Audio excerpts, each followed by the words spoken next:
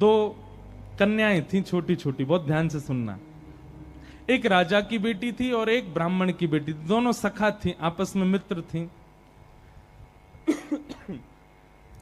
एक बार राजा के यहां पर एक संत का आगमन हुआ, तो संत शालिग्राम भगवान की सेवा कर रहे थे। वो दोनों कन्याएं बैठ करके देख रही थी। दोनों के मन में भाव आया, इस संत जैसे सेवा करते हैं वैसी सेवा हमको भी मिल जाए। तो दोनों संत से कहने लगी, बाबा हमको भी सेवा दे दो, हमको भी ठाकुर जी दे दो। तो संत ने मन में विचार किया, छोटी छोटी कन्याएं, ये क्या जाने असली नकली क्या होता है। उन्होंने शालिग्राम जैसे दिखने वाले चिपटे 2 पत्थर लिए और दोनों कन्याओं को दे दिए। दोनों कन्याएं बड़ी प्रसन्न हो गईं, बोले वाह हमको ठाकुर जी मिल गए। दोनों ने गुरुजी से पूछा, गुरुजी इनका नाम क्या रखें? तो गुरुदेव ने कहा, तुमको जो प्रिय लगे वो नाम रखो इनका।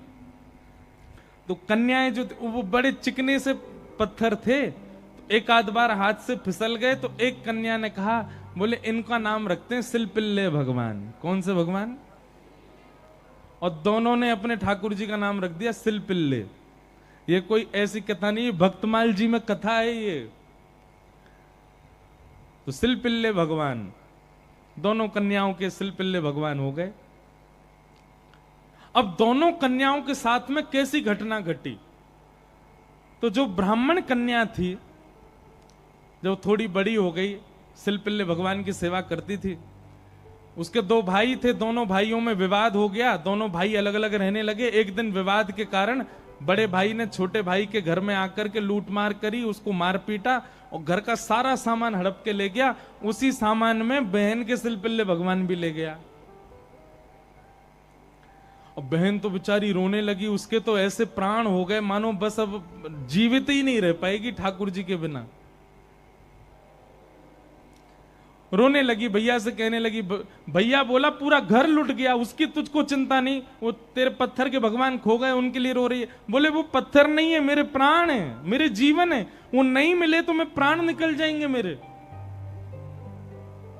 बोले जा, किसी और ने थोड़ी लूटा, बड़ा भाई है हमारा, जाके मांग ले, दे दे। तो बहन अपने बड़े भाई के घर गई और बड़े भाई से जाके कहा, भैया कुछ मत दो, सब रख लो अपने पास, पर मेरे सिलपिल्ले भगवान। अब सिलपिल्ले नाम सुनते ही सब हंसने लगे वहां पे।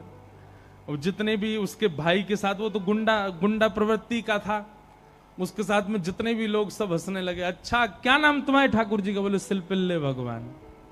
और जोर से हंसे। भैया मेरे भगवान दे। बोले अंदर सारा सामान पड़ा है, तू जाके अपने आप ढूंढ ले ठाकुर जी कहां हैं।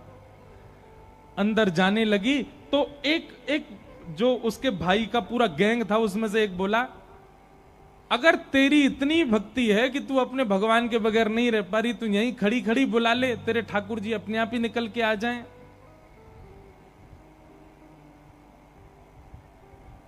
ये बात उसके प्रेम पर मानो प्रश्न चिन्ह लग गया। वह भी मन में सोचने लगी, मैं बचपन से सेवा कर रही हूं सिलपिल्ले को, कभी अपने हृदय से दूर नहीं करती, पर आज इसकी बात से मुझको ऐसा लग रहा है कि मैं तो प्रेम करती हूं, पर वो प्रेम करते हैं कि नहीं, आज उसका भी पता चल जाए। और बाहर खड़े खड़े करुण क्रंदन करते हुए, भाव निमग्न होते हुए, नेत्रों से अविरल अश्रुधार गिर रही है। हां नाथ, हां मेरे सिलपिल्ले नाथ, मेरे पास आ जाओ। दोनों भुजा उठा करके जैसे ही रुदन करने लगी, कक्ष में से वो सामान्य सा पत्थर जिसकी वर्षों से सेवा कर रही थी, वो अपने आप उछट करके आया और उस कन्या के हृदय से आकर के लग गया। बोलो सिलपिल्ले भगवान की। और महाराज ये देख करके भाई और उसका जो पूरा गैंग था, वो सब आश्चर्यचकित हो गए।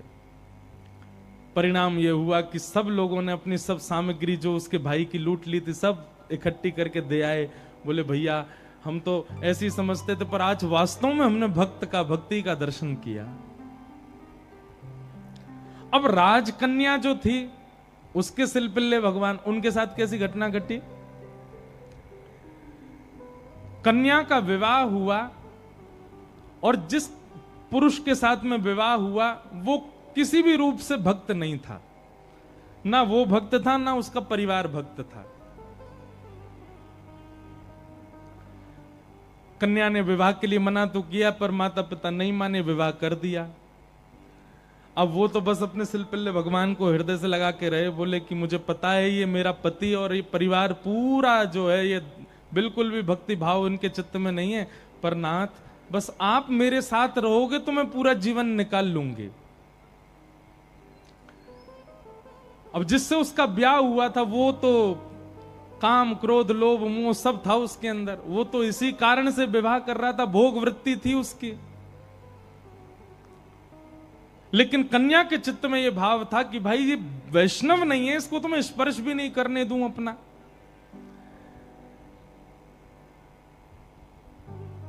रात्रि में चर्चा कर रहा था पत्नी से, बातें करने लगा, बातें करते करते और उसने कहा ये क्या है तुम्हारे हाथ में? बोले ये मेरे भगवान है, सिलपिल्ले भगवान।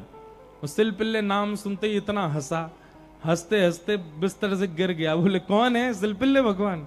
बोले आप हंसिए मत, ये मेरे ठाकुर जी हैं, मैं बचपन से इनकी सेवा करती हूं। अच्छा ठीक है, रखो इनको अपने पास। लेकिन वो उनको दूर करना चाह रहा था, बार बार लेकर के हटाना चाह रहा था। और वो राजकन्या कस के पकड़े, बोले नहीं आप इनको मुझसे दूर मत करो, ये मेरे प्राण है, ये अगर दूर हुए तो मैं प्राण त्याग दूंगी। एक दिन, 2 दिन, 4-5 दिन बीत गए, लेकिन वो ऐसे ही रहे, सिलपिल्ले भगवान को हृदय से लगा के रहे। उसका यही था कि मैं पूरा जीवन इनके साथ नहीं रह सकती, पर आप रहोगे तो मैं रह लूंगी।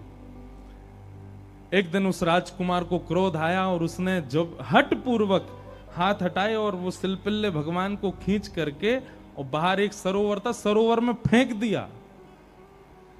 जैसे ही सरोवर में फेंका, वो राजकन्या वहीं मूर्छित होकर गिर पड़ी। पूरा परिवार इकट्ठा हो गया, सब लोग सोचने लगे, बोले अरे ये क्या हो गया, इसके कहीं प्राण ना निकल जाएं, पूरे गांव में हमारी निंदा होगी, इसके पिताजी बहुत बड़े राजा हैं, हमको कारागृह में डाल देंगे। क्या किया तूने?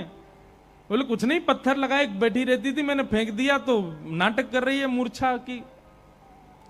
खूब प्रयास किया लेकिन होश में नहीं आई। जैसे तैसे होश में आई, वैद्य के बुलाने के बाद उठते ही मेरे सिलपिल्ले कहां हैं, मेरे सिलपिल्ले कहां हैं। गोताखोरों ने जाकर के पूरा सरोवर ढूंढ लिया लेकिन ठाकुर जी नहीं मिले। अंत तो गत्वा वही सरोवर के किनारे आकर के बैठ गई और रुदन करते हुए बोली, हे मेरे सिलपिल्ले नाथ,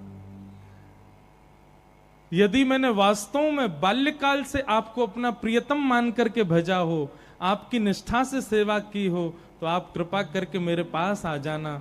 और यदि आप मेरे पास नहीं आए तो मैं एक क्षण और चिंतन नहीं करूंगी, तुरंत अपने प्राणों का परित्याग कर दूंगी। उसका पूरा परिवार खड़े होकर के देख रहा था। जैसे ही उसने कहा कि हे नाथ, यदि आप नहीं आए तो मैं प्राण त्याग दूंगी, ये बात कहते ही हाँ नाथ, हाँ नाथ, हाँ नाथ करुण क्रंदन करने लगी। तुरंत सरोवर में से अपने आप सिलपिल्ले भगवान निकल करके आए और उसकी छाती से आकर के लग गए। और ये दृश्य देख करके परिवार पूरा जो था वो तो नतमस्तक हो गया और उस कन्या को वापस उसके घर ही छोड़ आए। बोले भैया ये इतनी ऊंची श्रेणी नहीं है हमारी कि हम इसके साथ रहें, हमसे अपराध बनेगा यदि हम इनको अपने पास रखेंगे, तो ये तो हमारी कोई गुरु स्वरूपा है। प्रीति, अरे सामान्य से पत्थर को उन्होंने भगवान मान लिया और ठाकुर जी उसमें भाव। जरूरी नहीं है कि धातु प्रधान होता है, जरूरी नहीं है कि कोई वस्तु विशेष। ये बात आप बहुत ध्यान से सुनिएगा। कई लोग भेद मानते हैं, अपने लड्डू गोपाल को सामान्य समझते हैं, वृंदावन बिहारी लाल को विशेष समझते हैं। उनको लगता है मंदिर में जो बिहारी जी बैठे हैं ये विशेष हैं, हमारे संग जो डलिया में डोल रहे हैं ये इतने विशेष नहीं है। क्यों?